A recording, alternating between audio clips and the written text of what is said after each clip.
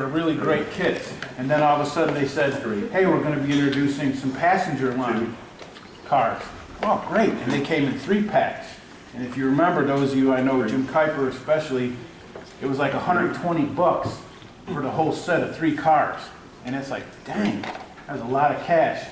Well, when I got my first one, and they didn't offer it in Santa Fe because they didn't run this style of car specifically, which is why they didn't make it, but I got an undecorated one. Everything, and he's going to tell you this, everything that came in the box was like, holy cow. All 4 sides, all 4, the ends, the sides, everything is all flat.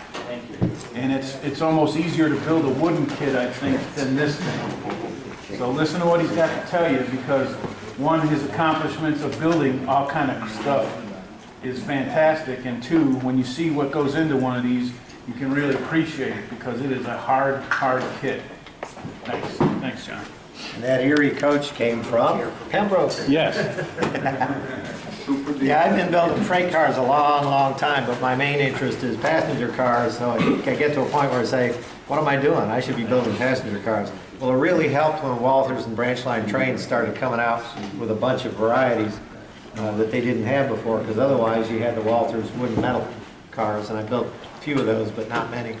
But then I got into the branch line ones, and my wife cooperated by having a coaching session that she goes over to Richmond every other month, and she does this in a hotel over there, and then for 2 days I have nothing to do but build branch line trains in the road. Yes, it's great.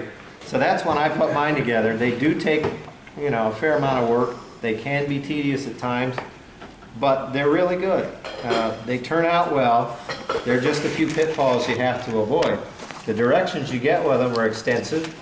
They've got photos, They've got parts, and they show blow-up diagrams and everything. And then they give you a supplement for the air conditioning system. What you have to do is look on the end of the box, and it will tell you ice air conditioning or mechanical brine or whatever system it is. So check the box, and then you'll know which directions to follow. So not a bad kit. I will say, because I always say this about red caboose, if you get a red caboose kit, everything goes together with total precision. When they say we need a 78 drill, they mean a 78 drill. It's very precise. This one's close, but not quite as close, and that's why we run into a few pitfalls here and there, and I think I can help you avoid them. But I'm really trying to encourage you to build them, not discourage you from building them. Now, as you see, when you start, you get a kit, as Jim says, that's lots of pieces, parts, windows, all separate from sides, all separate from underframe, all separate from floor, all separate from center sills. Brake rigging is separate. All the tanks are separate. The diaphragm system is a whole separate set of parts. Lots of parts, lots of parts, lots of parts. Don't lose any. That's the first thing. Okay, I've got a handout here, and because I'm a writer, I've said everything I need to say in 4 pages here. So if you get a handout, you can do this without the clinic. It's not that I'm going to show you anything great, that's some great revelation. It's all in here. So this is a supplement to that. All right. So we'll start and do these things in the order of the way you put them together. And by the way, I'm in a good mood because the Giants are in the series again. So I'm wearing my SF Muni shirt today. Peace on Earth, ride a cable car. If everybody rode a cable car, there would be peace on Earth. It doesn't work with subways and trains and planes and buses, but cable cars, something about them is magical. Cable cars are actually the Dodgers. No. Oh no. Don't you do that. Don't you do that. Raleigh Dodgers? Oh my God. No. Come on, John. There's only one cable car. It's in San Francisco. Okay. Windows. We start with windows. So that should tell you 2 things right away, and that is if you want to do anything to the sides, do them before you put the windows in. They have you put the windows in early. So if you want to dull coat them, if you want to weather them, if you want to repaint them, if you want to re-letter them, do it first. Because once you get the windows in, you don't want to damage them. So we'll put windows together. You need to cut them off the sprue carefully. And when you do, you'll take a knife and kind of peel back the little sprue connector a bit. And you'll notice if you hold them up sideways, like that, you'll see there's a slight bevel to them. So you want to install them with the bevel side in, like that. So, let's talk Bevel about side glues. in towards the middle of the car, or No, in to toward the the outside of it? the Yeah, car. So you'll be dropping them in this way. that's from the inside out. Yeah. Yeah, okay. So the bevel in like that. So thick part toward the upside there. Let's talk about glues. The kind of glues, you know, JJ notwithstanding, who always uses epoxy, and I never do, never have, so I'm not as experienced with epoxy. But the glues that I will use are goo, Walther's goo, for joint. I'll explain why when we get to them. And then Tester's regular plastic cement, the label came off because of this debonder, which seems to soak into everything. It escapes. Whatever you put it in, it escapes. I think a mist comes out and coats everything else, and then the label comes off the glue cans. And then, of course, the AC glues of various types. And you'll need a short glue, like 10-second. That's the black top. And a somewhat longer glue. This one is like 15 to 30 seconds, the red one. And the green one is like 30 seconds to a minute. And you'll need those where you have to give yourself time to do stuff, fit things together, multiple joints on one string of pipes or something. So you need slow acting AC, but normally 10 seconds is about good when you're just sticking something in and you want to be able to let it go pretty quick. And then the last one is a gel, because there will be some gaps that you've got to fill, and this stuff doesn't fill gaps too well. Normal AC glue is good for tight fits, and the gel is good for loose fits where you've got to wiggle things and get them to seat right and then hold it for a few seconds. And they make the gel in a couple of different drying times too. Again, this one's about 10, 15 seconds. Do you have any flex in it at all? Once it's set, it's... Once it's set, no, it's as tight as anything Okay. else, but it gives you a little ability to wiggle things when the fit isn't tight, and you'll see the cases where we need that. The reason we use AC glue is because these parts are delicate, and they're small, and you need something that's going to take a grip even when you got a little tight, 32nd of an inch gap or something. So those are the glues we're going to use. The thin glue, did I bring a... Is the applicator fine enough, or do you do delicate or something? No, in fact, that's what I was looking for. The one thing I didn't bring was a little toothpick. I get little toothpicks that have a very fine point. Let's try that, like a needle file. So imagine if you got, and I've got them at Cracker Barrel. They're round toothpicks with a little knurl at one end and a very fine point at the other. Those are great toothpicks, and they don't break. And they're very good toothpicks for applying this stuff. So, for example, okay, now let's try and show you here. If you squeeze out a little drop of glue on your fine tip point, and you put it down in that joint like that, right around the frame of the window like that, and rub it around and back around, do that a couple of times, then you can take the window and slip it in there. So apply the glue not to the window but to the frame, and it won't take much because it's a pretty tight fit anyway. Tight fit, let's talk about that. Word has it that the early coaches had windows that were really, really tight fits, and you might have to do a little filing and scraping. So test fit them first. The Pullmans are better. They fit pretty much the way they come on the sprue once you file off the sprue connector. Now, I would, when I did the filing and whatever I did on this, I would then handle them from there on with a soft cloth and wipe them off, because that really is your last chance to touch them. You know, once you put them in, you don't want to do anything to them. Like I said, you don't want to spray, you don't want to paint, you don't want to glue, you don't want to do anything to them. So you want to keep them in as good condition as you can. So that takes care of windows. Now the next thing is a body core. And the body core,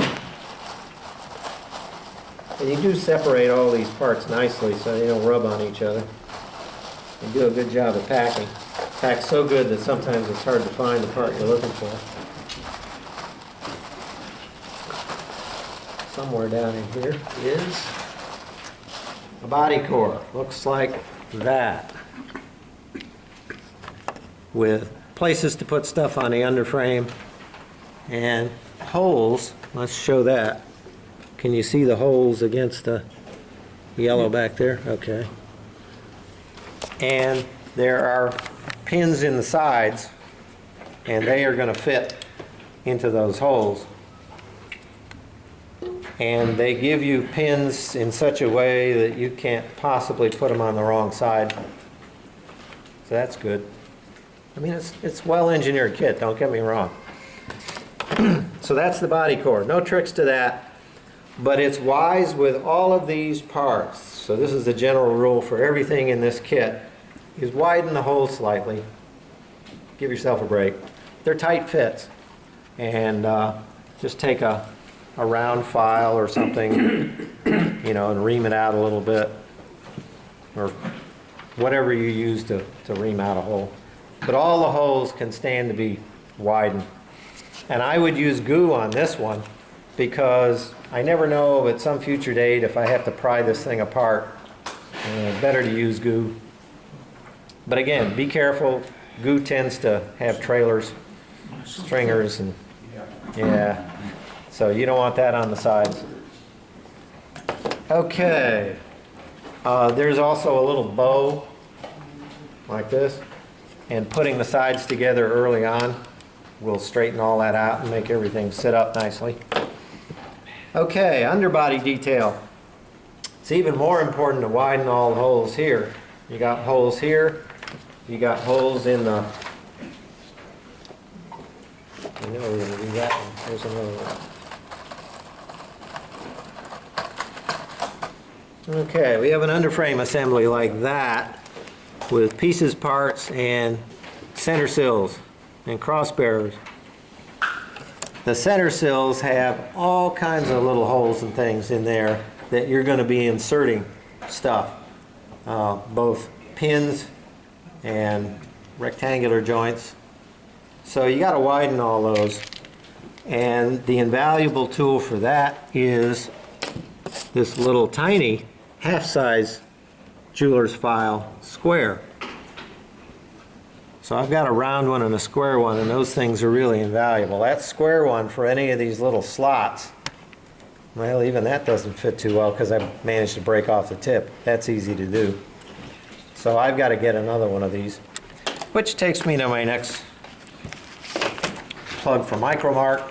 And if anybody wants to see, I've marked out the places where they have those miniature files and the tweezers that we'll be talking about, so you can see which ones to get. Okay. Here's a tip on the center sill. They're two flat castings.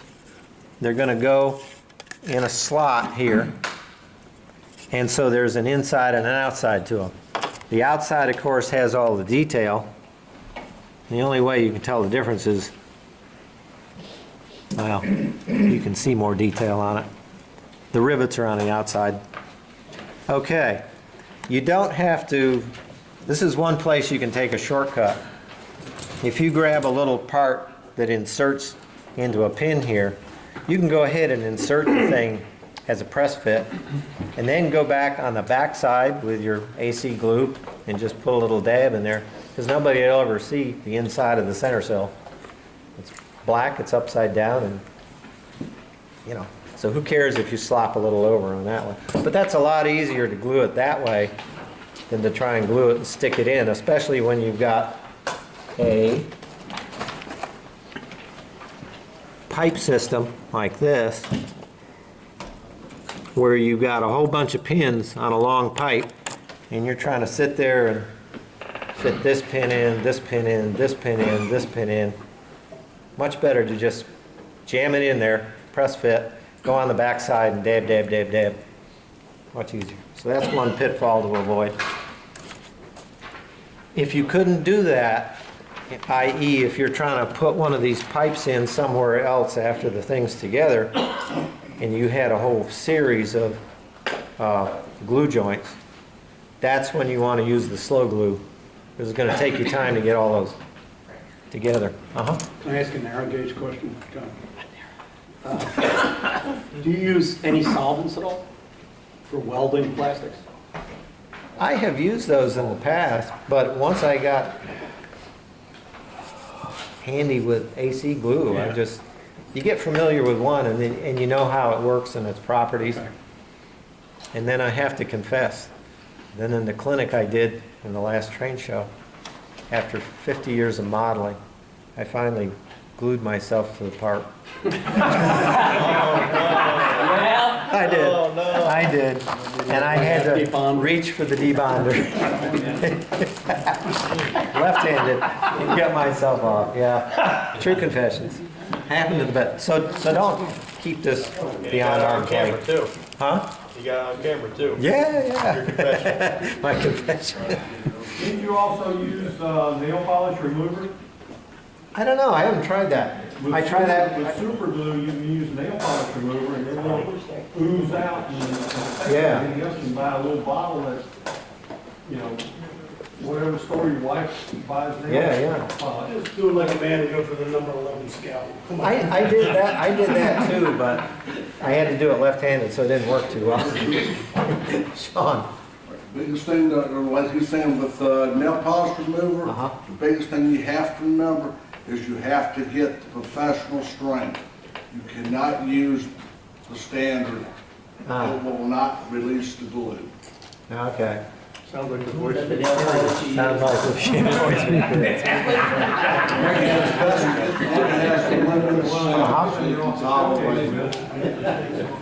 Okay, when you put the center sills into the slot, there's a little extra plastic there in that, boy, this is hard to point out, down in right at the ends of where the center sill goes.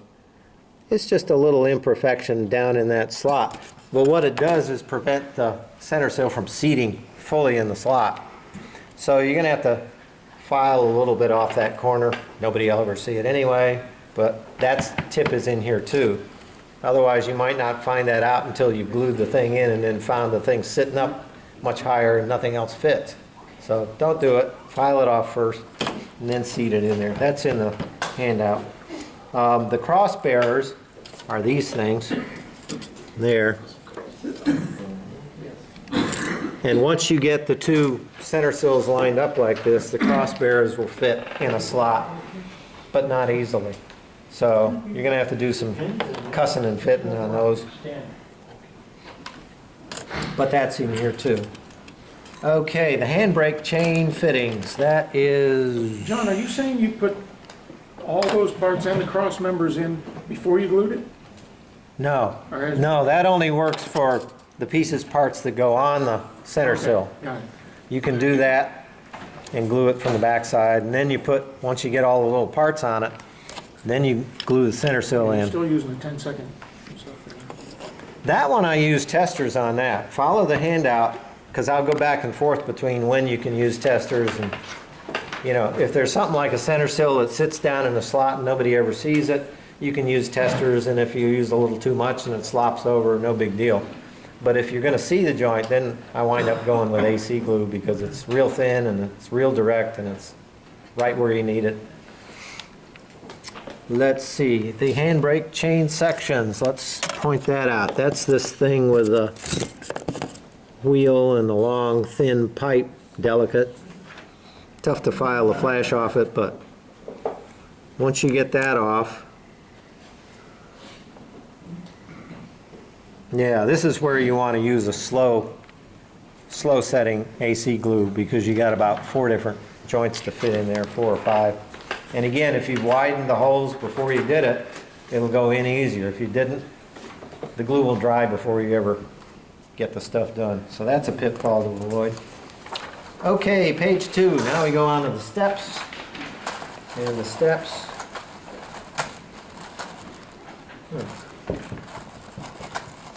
The steps look like this, and I picked one that's gray because that's Missouri Pacific. That's too bad. That's going to be hard to see. So you have 2 parts. You have the steps and the little side plates. Okay. First problem is once you cut them off, I'm not sure which way you look at these as to whether you think this one and this one are a pair. They aren't. It's this one and this one is a pair, I think. If I could come out right. This thing is like an optical illusion. So you're going to have a tough time figuring this one out. But follow the directions here and the cautions that I put in the handout, and be careful to pair these sides up. One of them has some pins for the coupler lift bar, and the other side doesn't. So the one with the coupler lift bar goes on the end of the car, and the other side on the other side. But even then, you're not out of the woods because the stairs are like that with pins sticking up, and it's very easy to put the sides on the wrong side, and then you get things upside down. So you got to make sure you're looking at that the way it's coming out from the car, and you get side here, side there, pins up. If you negotiate that, the rest of it's pretty easy. So that I've mentioned that caution in here, so be careful of that one. Now we get to couplers, and directions say put in the couplers next, and I say no, not yet. I'm not ready for couplers because at that point you haven't built the trucks, so you got couplers hanging out there, and you can't set the car down on the couplers, so don't do it. Avoid that. We'll do that later. The grab irons, the kit directions are pretty straightforward. A number 78 drill, and then of course, as usual, fit the handrails and grab irons first. Make sure they fit, and then glue. Use the thin AC glue. Now, here's where I have a unfair advantage. I have a pair of pliers that looks like this, flat, non-knurled. And these are orthodontic pliers. I don't know where you can get these cheap. I've never seen them in Micromark or any place with a tool guy. I got them because my grandfather was a dentist, rest his soul, and I was lucky. This is one of the handiest ones I've got because it just happens to be about the same length as a grab iron, and you can grab the whole surface of it and set the thing in with a reasonable amount of force with a caution. Piano wire, if you use enough force, it'll spring across the room and you'll never find it again. So you got to be careful with that. That's always fun. But these are really good pliers. Unfortunately, when I looked them up on the internet, they're like $80 or something. So, go to your friendly orthodontist. I know you all have a friendly orthodontist. Or you probably did 40 years ago. But anyway, if you can find a dentist or an orthodontist that has tools that are wearing out and not good enough for his use, he should have extra ones. Is there a special name for those pliers? If you go, Darn if I know. Somebody that... Yeah. They're just, in fact, I'll pass them around so you can see them. But that's the one thing that I've got that I don't know where to lead you to get anything like it. But they're really, really handy. Okay. Yeah. Partitions. We go to partitions. This is the easy part. As easy as ABC because that's how they label them. They got all these sections labeled A, B, C, D, E, all the way through O and P. And all you have to do is follow the order and set them all in. You can use tester's glue on this. Although they have like not a single pin, but just a tab, I guess is the best way to put it, on the bottom. And it might be helpful to just nip a little off the corners of the tab so that it slides into the slot better. John, when you say use Texas glue, do you use the thick glue or do you use the liquid brush line? No, the thick. Yeah, The so brush there's, line flows all over the place, or? It's messy. yeah, it usually flows, yeah. I have used it in the past, but it just wasn't as easy to manipulate as the AC glue has been. John, one other thing. Sure. Those business pliers, I've been able to get a hold of some watchmaker pliers. Uh-huh. And you can find watchmaker tools and pliers and instruments a lot easier and cheaper than you can dental pliers. That might be true. I don't know what they've got. Take a look at this when it comes around and see if you've seen anything comparable to that. The one that's kind of a watchmaker's tweezers, and Micromark has these, and they call them watchmaker's tweezers, are the one with the extremely fine point and they're spring loaded. You'll need those. We'll explain where you need those, and nothing else will do.